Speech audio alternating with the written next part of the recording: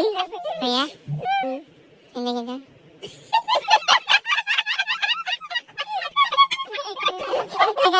लगाना होगा जी गणेश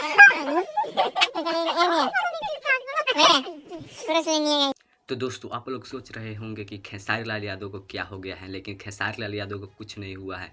वो लोग सेट पर मस्ती करते टाइम में पिक लिए हैं और यहाँ पर इंस्टा का एक फ्रेम है जो लगाए हैं और वहाँ पे उनको चेहरा इस तरह से दिखाई दे रहा है। तो आप लोग मत घबराइए कि खेसारी लाल यादव को कुछ हो गया है, कुछ नहीं हुआ है। ऐसा फेस दिखाई दे रहा है क्योंकि वो फ्रेम है जो कि फ़िल्टर लगाया गया है जिससे कि चेहरा उस तरह से दिखाया रहा है। तो वो लोग मस्ती टाइम ये पिक लिए हैं, मतलब इस वीडियो को बनाए हैं, मस्ती कर रहे हैं। तो आप लोग घबराइए मत।